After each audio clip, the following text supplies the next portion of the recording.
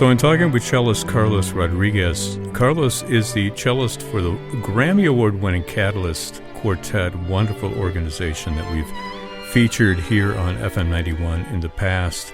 And they have a new project that they have embarked upon, and it involves some recordings. The first volume is in this project called Uncovered, and it's music of Samuel Coleridge-Taylor. First of all, Karlos, I want to thank you for spending some time with us today. My pleasure. Tell us about this project, this Uncovered project, because it encompasses more than one recording, but the first one is out now. What can you tell us about it? For sure. Well, the Uncovered project is something that we came up with a couple of years ago now, and it's taken quite some time to get it off the ground, but here we are, the debut Volume 1.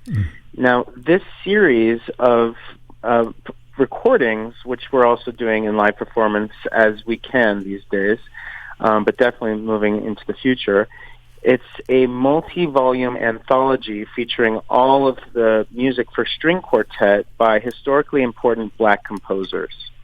So the first album, here we have Samuel Coleridge-Taylor's music, and that features a string quartet, a wonderful piano quintet, and a clarinet quintet. And we're joined by pianist Stewart Goodyear and clarinetist Anthony McGill. Volume 2, which we are set to start recording in April, is all of the music of Florence Price. And in that volume, it's going to be really a wonderful thing because there are some previously undiscovered works that are going to be featured there. And Volume 3, we're going to head into the 20th century, squarely in the 20th century, with music of Coleridge-Taylor Perkinson, George Walker, William Grant Still. And potentially Volume 4 will include all of the wonderfully classical ornate string quartets of the Chevalier de Saint-Georges. So that's a brief outline of the Uncovered project. Yeah, a lot to look forward to and a lot to listen to right now with the music of Samuel Coleridge-Taylor. You've got 3 different works on here, as you mentioned. One of them was Stewart Goodyear, who incidentally was just in Toledo in early February playing with the symphony, so he's been here a few times in the past. A little bit of a local connection. Let's talk about Catalyst Quartet briefly, and because there's another semi-local connection through the Sphinx organization, which is based out of Detroit, which is not too far afield from where we are now. Can you tell us about your involvement with Catalyst? Yes. So the Catalyst Quartet was founded by the Sphinx organization, and in its inception, the Sphinx organization was actually just a string competition, a national string competition, in order to, with its goal and mission, in order to promote diversity in classical music through the inclusion of Black and Latino string players specifically.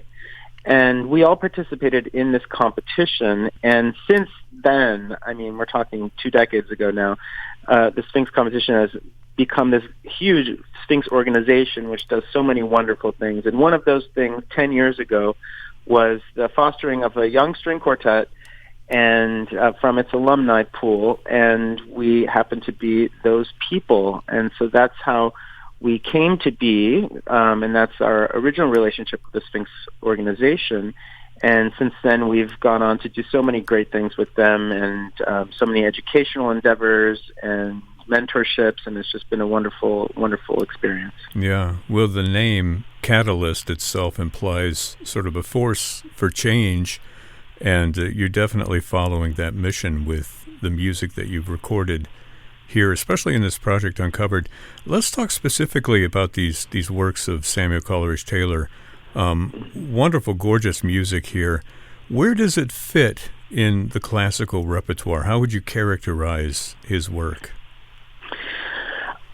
It's uniquely individual to his voice, which I just am so excited to learn and to experience through the learning and recording of this work and now performance of this work. But it definitely does hearken to a romantic era. It's definitely, I mean, he lived in the Edwardian and Victorian time. He's an Afro-British composer, lived primarily in London and studied there with some of the most top-notch teachers of the day, and he was actually very much encouraged and supported by Edward Elgar, which is a wonderful thing. And, his life was epic in scope, and he did visit the United States a couple of times, I believe, and met even with Theodore Roosevelt, and had a great he was a source of great inspiration for a lot of music making here in the United States as well, in his very short 37-year lifespan, which is sort of incredible to think about. But it does hearken to a romantic, really juicy, flowing, melodic, rhythmically rich sensibility, which could be linked to, say, the composers of Dvorak and Brahms and stuff like that, but definitely a very singularly unique voice that he has. Yeah, and the music itself is just of the utmost highest quality, and these performances are fantastic. I mean, we mentioned Stewart Goodyear, also Anthony McGill, who is principal clarinet of the New York Phil. How did you involve those two gentlemen in this recording? Well, when we set out to record these pieces specifically, you sort of have your wish list and your dream list of, like, who's the best person who could say the most to this music, who could potentially have the deepest connection, who hasn't recorded before, and you make your wish list of people. And we were lucky enough that our first choice of collaborators for this album, they were both very excited about the project. And so it was an easy decision, an easy choice in that respect, because they're just the people that we wanted, based on who they are, based on what they're about, based on just their incredible playing and their general collaborative spirit, and when it comes to chamber music, for sure. Yeah. Why did you decide to go with music of Coleridge-Taylor first, for the first volume? Well, this project was originally only meant to be one album, and we were going to sort of do all of those 4 volumes that I mentioned before in one album, because we thought, that's the music we have at hand. And little did we know that as we got on this road and we started uncovering, as it were, more and more music. And so by the time we were sort of figuring out this is going to be a little bit bigger than one album, we decided that we would go first with the composer whose music we have all of and that we are aware of in its entirety. Because, for instance, our second volume, which will be Florence Price, there are pieces that we only received recently, that we only became aware of recently, that have not even left her original manuscript in the creation of that music. So, the reasons being is that we really wanted to tell the whole story here in our attempt to sort of redefine the classical music canon. And the composer whose music we had all knowledge of first, and physical copies of the scores, although we did have to have a score made for the fantasy pieces because it doesn't exist, it's out of print, was Samuel Coleridge-Taylor. You talk about that score being out of print, for instance, and working off manuscript scores of Florence Price. I mean, weren't a couple of her string quartets just discovered not too long ago? They were like in an old house somewhere. Yeah, they were discovered in an old house outside of Chicago. So, I mean, I can't imagine what that must have been like to find a stack of music. And luckily, whoever found it, we're very grateful that they didn't just toss it, because, or take it to the dime store or something. I don't know. It's kind of an amazing thing. But there, even beyond the things that have sort of come out of those findings, there's still more. There was still more to uncover there. And so we're going to present all of it, and that includes 2 sets of counterpoint studies, 1 unfinished quartet, a finished quartet, and 2 piano quintets. Well, it's fantastic that you're documenting these on recording. Are you also engraving any of these works? Is there a component there?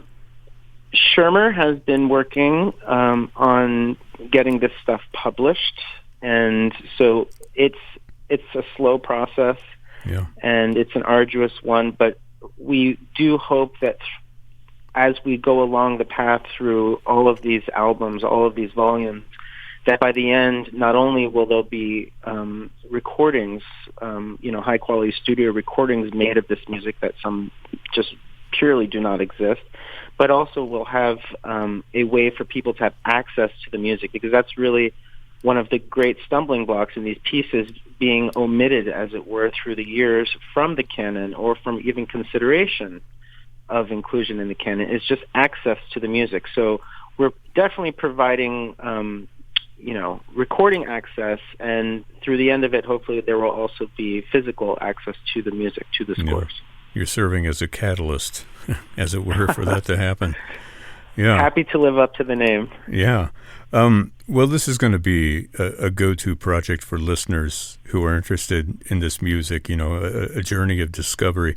And I imagine for you, as a musician, recording, playing this music, some of it being laid down on record for the first time, I mean, how does that experience track with doing more traditional stuff? When you did the Bach Goldberg recording, that had been done a few times in the past, and of course, the harpsichord version, the piano version, all of that. There's a lot of precedent that is set by other performers. But when you're creating it for the first time, what is that experience like for you? Well, it's two-sided in a way. It's, number one, it's kind of liberating because there is no mantle of tradition that you have to weigh in creating an interpretation. And in that sense, it's a lot like a new music project, and there's a lot of freedom there, because all of these decisions we have to just kind of sit there and mull over, what to do in this transition, or how to balance this one passage, or what bowings to use to highlight, certain musical lines that we want to have singing. So there's a lot of freedom, and so that's kind of liberating. But at the same time, there's this sense of great responsibility, and you really want to get it right, or get it as right as you think you can get it, because it will, for some of these pieces, be the first recording. Yeah. Tell us a little bit, before we go, just about your background as a cellist. Well, I'm a Cuban American, and I grew up in Miami, Florida, and went to arts middle school and arts high school there at the New World School of the Arts. And then I moved from sunny Miami to very snowy Cleveland and did my undergraduate studies there at the Cleveland Institute of Music, and then moved swiftly to New York City, where I live now, for grad school, and have lived for I guess now 20 years, and started doing all the things you do here, playing in all the different, chamber settings, Broadway show settings, Radio City Music Hall, doing recordings, teaching a bit, and just making a life in music, which not these days, but in New York is just such an exhilarating place to be when it comes to performing arts. And, the Catalyst Quartet came along 10 years ago, and that has become the focus of my journey quite a bit since then. But there's still lots of other interests that I have artistically, which are exciting to explore as we move forward in this life of music. Yeah. Well, this life of music obviously has been affected by the pandemic, which we're still in as you and I talk. Has it hampered your activities in terms of what you've been able to do as a musician? Well, I have to say the toll that this has taken on the performing arts community and on arts communities in general is just, I can't even put it into words to justify what it's done to me and my colleagues and to creativity. It's horrible, and it's devastating. But in the quartet, we've been very fortunate to be flexible as a smaller ensemble and be engaged. A lot of people want to hear what we have to say, which we're very grateful for. And we try our very best to support the endeavors of others through this time with their creativity in making music and live performance, however it can be experienced, happen. So in our versatility and in our sort of support system that we want to provide for people trying to make art still happen and thrive through this time, we've been quite busy, and we're very lucky, but it is immensely challenging still right now to this moment.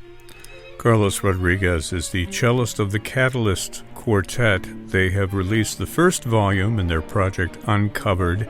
It's available from Azica Records, music of Samuel Coleridge-Taylor, also pianist Stewart Goodyear and clarinetist Anthony McGill joining them on the album. We'll link to Catalyst's website as well as to the album from our website at wgte.org. Karlos, thank you for the music, the wonderful performances, and especially for joining us to talk about it here on FM 91. Thank you very much. It's been my pleasure.